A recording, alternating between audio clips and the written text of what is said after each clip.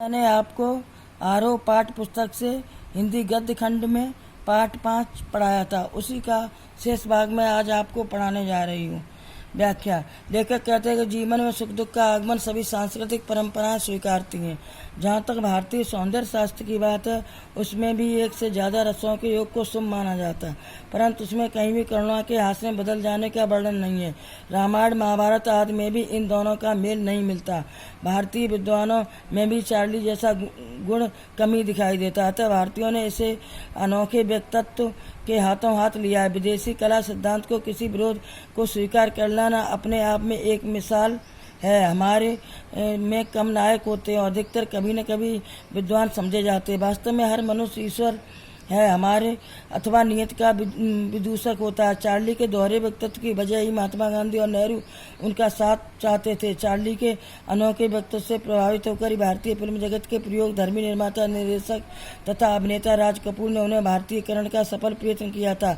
आवारा और श्री 420 फिल्मों में खुद पर हंसने की परंपरा का श्री गणेश हुआ था। यद्यपि राज कपूर ने चार्ली की युवावस्था का अंतरण भारतीय फिल्मों में किया था, जबकि उस समय चार्ली और ट्रैम्प नुमा फिल्में बना रहे थे। इस प्रकार राज कपूर से आरंभ हुआ सिलसिला दिलीप कुमार, देवानंद, शम्मी कपूर, अमिताभ बच्चन, श्रीदेवी आदि तक दोहराया गया। लेखक कहते हैं कि यद्यपि महाभारत में एक स्तर पर करुणा तथा हास्य रस का मेल दिखाई देता है, किंतु उसकी करुणाप्रद व्याख्या ही स्वीकृत है। चार्ली की अधिकांश फिल्में भाषा का इस्तेमाल नहीं करती, इसलिए उन्हें ज्यादा से ज्यादा मानवीय होना पड़ा। सब आग चित्रपट पर कई बड़े बड़े कॉमेडियन हुए हैं, लेकिन वे चैपलिन की सार्वभौमिकता तक क्यों नहीं पहुंच पाए, इसकी पड़ताल अभी होने को है। चार्ली का चिरयुवा होना या बच्चों जैसा दिखना एक विशेषता तो है ही। सबसे बड़ी विशेषता शायद यह है कि वे किसी भी संस्कृति को विदेशी नहीं लगते, यानी उनके आसपास जो भी चीजें अड़ंगे, खलनायक, दुष्ट औरतें आदि रहते, वे एक सतत विदेश या प्रदेश बन जाते हैं और चैपलिन हम बन जाते हैं। चार्ली के सारे संकटों में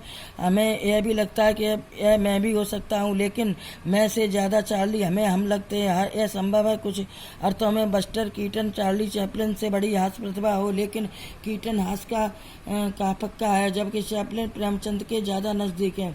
एक होली का त्यौहार छोड़ दें तो भारतीय परंपरा में व्यक्ति के अपने पर हंसने, स्वयं को जानते बूझते हास्यास्पद बना डालने की परंपरा नहीं के बराबर है। गांव और लोक संस्कृति में तब भी वह शायद हो, नागर सभ्यता में तो वह थी नहीं। चैपलिन का भारत में महत्व यह है कि वह अंग्रेजों जैसे व्यक्तियों पर हंसने का अवसर देते हैं। चार्ली स्वयं पर सबसे ज्यादा तब हंसता जब वह स्वयं को गर्वोन्मुक्त आत्मविश्वास से लबरेज सफलता, सभ्यता, संस्कृति तथा समृद्धि की प्रेममूर्ति, दूसरों से ज्यादा शक्तिशाली तथा श्रेष्ठ, अपने वज्रादप, कठोराण अथवा मृदुन कुसुमादप क्षण में दिखलाता है। तब वह समझिए कि कुछ ऐसा ही चाहता है कि यह सारी गरिमा सुई चुभे गुब्बारे जैसी फुस हो उठेगी। अपने जीवन के अधिकांश हिस्सों में हम चार्ली के टिली ही होते हैं, जिसके रोमांस हमेशा पंक्चर होते रहते हैं। हमारे महानतम क्षणों में कोई भी हमें चढ़ाकर या लात मारकर भाग सकता है। अपने चरमतम सूरबीर क्षणों में हम क्लेव और पलायन के शिकार हो सकते हैं, कभी कभार लाचार होते हुए जीत भी सकते हैं।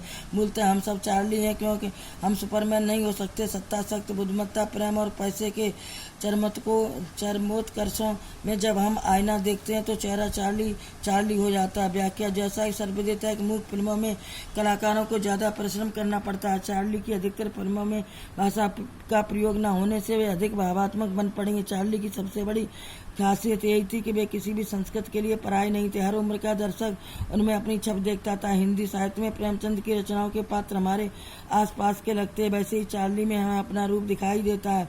हमारे यहाँ चार्ली का रूप सिर्फ होली के त्योहार पर दिखाई देता है। चार्ली गौरवान्वित, शक्तिशाली, समृद्ध, श्रेष्ठ तथा कठोरता व्यवहार के पलों में स्वयं पर ज्यादा हंसते हैं।